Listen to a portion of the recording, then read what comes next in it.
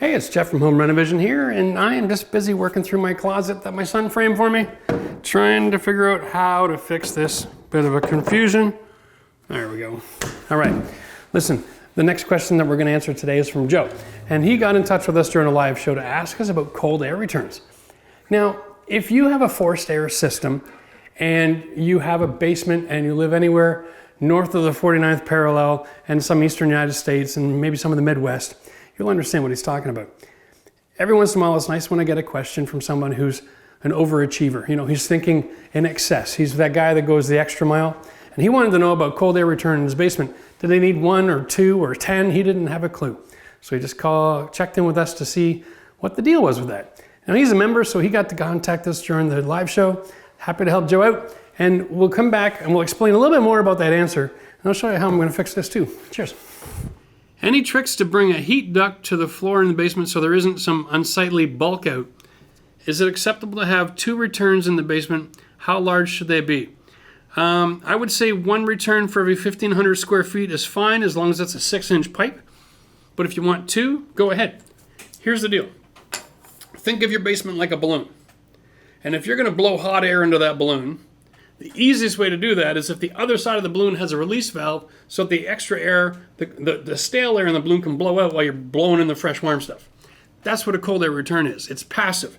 So when you're pushing air in, it can be exhaled out the other side, okay? So generally a 6-inch pipe is more than enough to take care of about a 1,500 square foot basement. Having 2 just makes the system easier to function, and it's not gonna hurt anything by any stretch.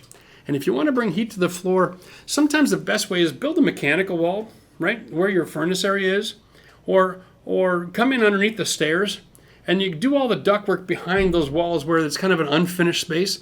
That's a great way to do it. If you can't do that and you don't want to have an unsightly bulkhead, the other option is to run an electrical line. You can get a small electric heater that goes in the wall that has a blower fan on it, and you can position that in the basement right where you're going to be sitting. And that can deliver a nice path of warm air where you're gonna be sitting so that you don't have a comfort problem when you're using your basement. So cheers to that. And cheers to Kimberly who joined our membership program. All right. Well, this is pretty crude drawing, but we're just gonna help out a little bit more information here. So here's a house. It's 1 story with a basement, okay? And here's your furnace, and it's forced air. And so the air is coming from here. In a lot of older houses, you'll see these long rectangular grates in the wall. Okay, and they're connected to ducting, and it comes down and it goes through a filter, and then it goes through the heating element, and then it's blown up through the fan, through all the ducting in the floor, usually by all the doors and windows that are in the house. And that's how we operate basic concepts.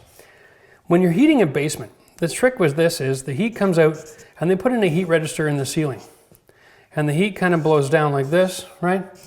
And it starts to rise again. So Joe was finishing his basement. He wanted to know, how do I solve this problem? And the secret is you have to take part of this, side take off of the cold air return, and bring that pipe right to the floor. 6-inch pipe, okay? Put a grill on it. And so what happens is, you see it's like a circulation, okay? Air is being pulled in through the cold air, follows the duct, and then it's blowing hot.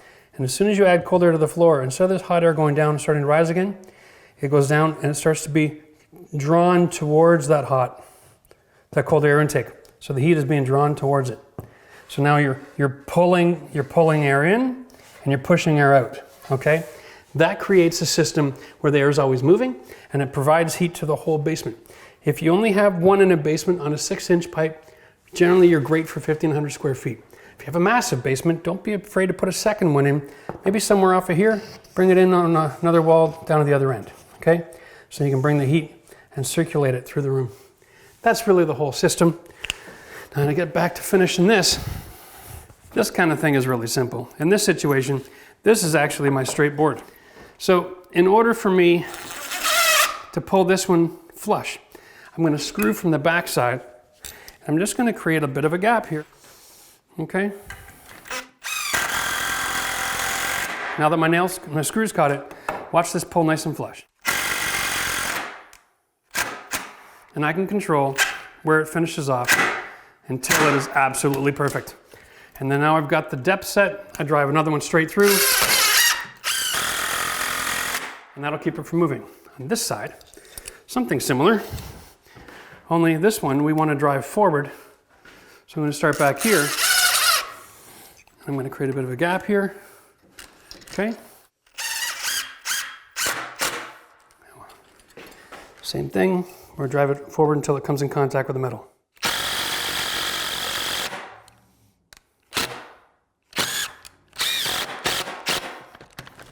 Okay, now that one's a little deep, but we can pull in the screw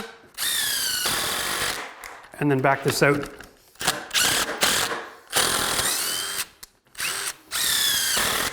There we go. Now it's all nice and straight. No crazy tools, no fussing around. Nice and simple, just like I like it. Now listen, if you'd like to learn other simple tricks and answers to your questions, make sure you click the link up here. We got a great playlist with our most commonly answered questions. Short little videos like this that'll teach you a ton of information, short period of time. Cheers till next time.